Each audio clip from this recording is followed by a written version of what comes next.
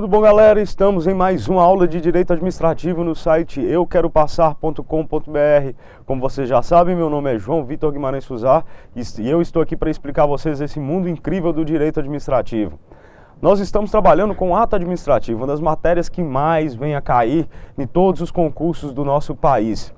No entanto, nós já estamos um pouco mais avançados, nós já trabalhamos com elementos do ato administrativo, nós trabalhamos a anulação dele, as formas com que fazem a anulação do ato administrativo, e hoje nós vamos entrar justamente um pouco mais nos efeitos do ato administrativo. Então nós vamos trabalhar com a convalidação do ato, com a anulação do ato administrativo e de todos os efeitos que eles trazem a esses atos tão utilizados pela administração pública. Desde então, nós vamos começar uma forma mais rápida de estudo, pessoal. E eu também vou trazer ao final dessa aula alguns exemplos sobre os atos administrativos que acontecem diariamente na administração pública e um pouco da conceituação acerca deles. Então, desde já, a gente já vai começar a nossa aula: anulação, revogação e convalidação do ato administrativo. É interessante, pessoal, que esses efeitos eles têm de ser observados, porque eles são através desses efeitos que a administração pública constrói o seu relacionamento com os seus subordinados e com os seus administrados. Portanto, a gente vai trabalhar bastante com a Lei 9.784 de 99, que eu passo a expor falando sobre o quê? Sobre a anulação.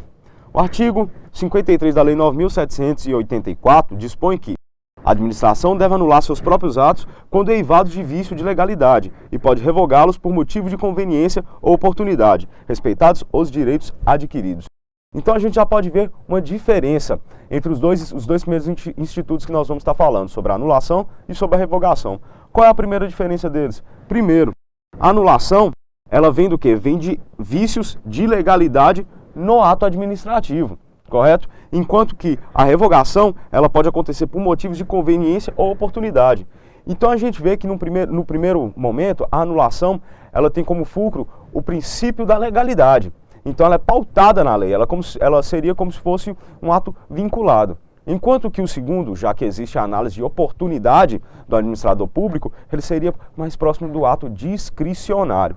Correto, pessoal? Então, para dar uma conceituação, nós vamos estar falando: a revogação, ela é supressão de um ato administrativo legítimo e eficaz, realizado exclusivamente pela administração pública e não mais por ninguém.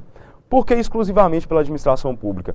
Porque, como nós vamos ver futuramente, o Poder Judiciário ele só pode atuar nesse caso depois de provocação própria e também somente para fazer uma análise de ilegalidade do ato administrativo. Enquanto que na revogação, pessoal, a gente vai ver o quê? A análise do administrador ela vai acontecer em cima da oportunidade. Então ele tem um livre-arbítrio para poder estar analisando se o ato é bom para a administração pública ou se ele vai afetar principalmente, vai ser guiado principalmente pelos princípios constitucionais e informativos do direito administrativo. Portanto, pessoal, nós temos agora a conceituação de anulação, que é o quê? A invalidação de um ato ilegítimo e ilegal realizado pela administração pública ou pelo judiciário. Aqui nós vamos ver que o quê? Que a revogação sendo a supressão de um ato administrativo legítimo e eficaz. Então aqui, pessoal, a gente vai ter análise de conveniência e oportunidade. E somente isso. Se o ato ele for inoportuno agora para a administração pública, ela pode vir a revogá-lo. Então, a anulação, como a gente diz, ela se trata de ato ilegítimo e ilegal. Por isso ela é pautada na legalidade, porque o ato vai estar fora da lei. E nós também podemos notar que, aqui nesse caso, vai ter a administração pública e os judiciários como supressor desse ato. Que é importante a gente saber, pessoal. Futuramente daqui a pouco eu vou estar mostrando para vocês uma tabela que vocês vão entender melhor essa questão. Correto, pessoal? É importante também a gente entender a súmula 473 do STF. Você lembra, pessoal, quando eu estava falando para vocês da jurisprudência como uma das fontes do direito? Pois é, aqui é importante a gente saber que essa jurisprudência, essa orientação jurisprudencial, que é uma súmula, ela traz uma força normativa, ela tem quase uma força de lei. Por quê? Ela traz com a gente um entendimento do Superior Tribunal Federal acerca do tema. Então é interessante a gente ver aqui, como aqui a gente tem a apreciação judiciária, é interessante a gente ver como o judiciário pensa acerca do tema. Portanto, nós já vamos direto para a súmula, que é o quê? A administração pode anular seus próprios atos quando eivados de vícios que os tornem ilegais, porque deles não se originam direitos, ou revogá-los por motivos de conveniência ou oportunidade, respeitados os direitos adquiridos e ressalvada, em todos os casos, a apreciação judicial. Pessoal, eles falam que é ressalvado em todos os casos a apreciação judicial, porque ele está falando da anulação, está falando em ligação à anulação. Ele não está falando da revogação, porque a revogação é somente a administração pública que pode fazer. Pessoal, e outra coisa interessante aqui é respeitados os direitos adquiridos, coisa que não tem na lei. Você lembra que nós falamos nas aulas passadas acerca do direito adquirido, do ato que se constitui no tempo, inclusive do ato que é parcialmente nulo, que se você não arguir ele no momento correto, ele vai se perpetuar no tempo e vai se tornar um ato válido. Portanto, o direito adquirido, ele está aqui protegido para dar uma segurança jurídica maior no caso. Ok, pessoal? Então nós vamos estar aqui. A súmula 47, ela vai estar junto com a gente, junto com o artigo 53 da 9.784. Viu, pessoal? Então é importante, vocês não precisam estar decorando tudo. Vocês têm que saber o quê? Vocês têm que saber que a administração pode anular, seus atos devem ser eivados de vício que os tornem ilegais, porque deles não se originam direitos. Ou então você pode revogá-los, desde que tenha a conveniência e a oportunidade, respeitando o direito adquirido e a intervenção judicial nos casos de ilegalidade, pessoal. Então eu fiz para vocês aqui um quadrozinho para vocês estarem entendendo. Nós temos aqui a administração pública e o judiciário, que são os dois poderes ligados à anulação e à revogação. Então nós temos aqui a revogação, ela só pode ser feita pela administração pública quando os atos forem inconvenientes ou inoportunos. Nesse caso o judiciário não pode apreciar, porque é uma apreciação discricionária. E como nós vimos, essa discricionalidade ela está mais ligada à administração pública do que ao próprio poder judiciário, principalmente quando ele revisa atos de outros poderes. Dessa forma, nós temos também a anulação. A anulação na administração pública ela só pode vir através de quê? De atos ilegais. E no judiciário também, através de atos legais, através da chamada revisão judicial do ato. É quando o Ministério Público ele propõe uma ação civil pública contra o ato da administração pública com pedido para revogá-la, já que o judiciário ele não pode agir de ofício. O que é de ofício, pessoal? Ele não pode agir de vontade própria. Ele tem de ser provocado. Alguém tem de ir lá e provocá-lo a estar cometendo esse ato, a estar analisando esse ato para ver se ele pode ser anulado. Correto, pessoal? Dessa revogação e dessa anulação geram efeitos. E esses efeitos agora também, pessoal, eu quero que vocês gravem porque todos os atos geram efeitos. E esses efeitos são os efeitos mais comuns no direito, porque são efeitos ligados ao tempo do ato. Como vai acontecer o tempo da anulação, correto? Então nós temos o quê? Os dois efeitos que podem vir da anulação dos atos administrativos, da anulação e da revogação é o quê? Na revogação, existe o efeito ex nunc. O que é o efeito ex nunc, pessoal? O ato gera efeitos a partir da data de sua declaração e nunca vai retroagir. Ou seja, se eu revogo um ato administrativo que está sendo inoportuno para mim, o que acontece? Os efeitos dessa revogação elas só vão acontecer a partir do momento que eu revogar esse ato.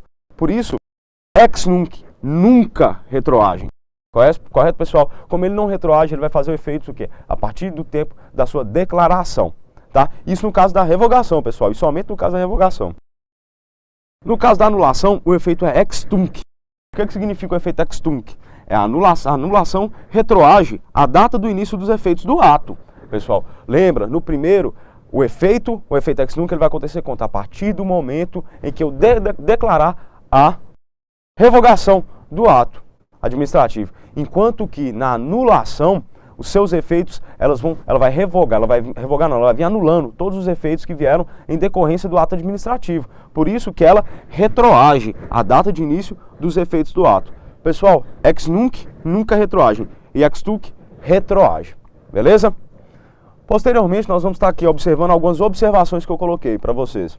A primeira, segundo o artigo 53 da Lei 9.784, o mesmo que a gente viu lá atrás, o direito da administração de anular os atos administrativos que decorrem de efeitos favoráveis para os destinatários decai em 5 anos. O que é isso, pessoal? Se eu tenho um ato administrativo que para mim é inoportuno, no entanto, ele gerou direitos positivos para um administrado meu, o direito que eu tenho de estar revogando esse ato é de 5 anos. É um direito baseado na decadência e não na prescrição. Ele decai, então ele vem dos 5 anos para trás, tá? É interessante a gente saber isso, porque a administração pública ela só pode anular esses atos nesses 5 anos. Posteriormente, nós vamos colocar aqui, ó, os efeitos favoráveis para os destinatários decaem em 5 anos, contados da data em que foram praticados, salvo comprovada má-fé.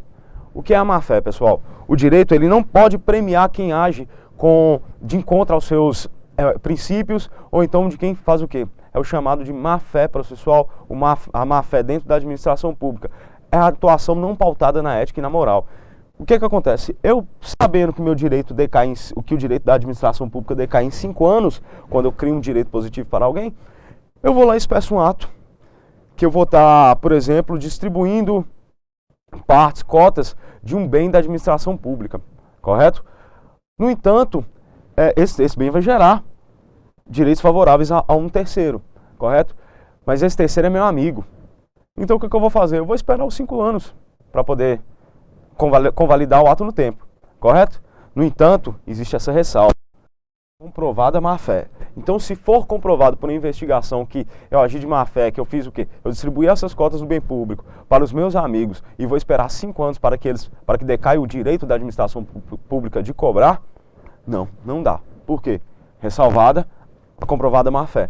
Nunca no direito, principalmente no direito administrativo, pessoal, a má-fé ela vai ter guarida, correto? A má-fé ela sempre vai ser combatida de forma muito forte dentro da administração pública. Até porque a administração pública, como ela trabalha com a res pública, com a coisa pública, ela tem de ser pautada na moralidade, na ética, num bom aproveitamento do serviço público. Então é isso que a gente viu também nos princípios informativos e constitucionais da administração pública. Correto, pessoal? Aí nós vamos trabalhar rapidinho com a convalidação do ato administrativo, porque ele não tem mistério, entendeu?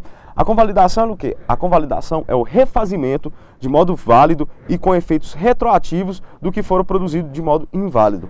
Pessoal, isso é o Celso Antônio Bandeira de Mello. Essa é a maioria da doutrina que nós vamos utilizar dentro das nossas aulas, são dele e do Eli Lopes Meireles, correto?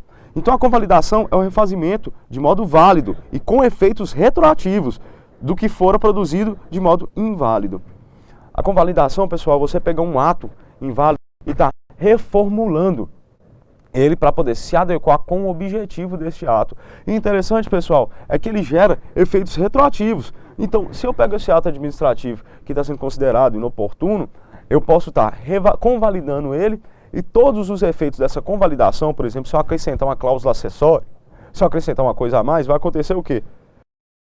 O efeito vai ser retroativo, ele vai vir desde a data da convalidação desses atos até o momento em que o ato foi feito propriamente dito, pessoal.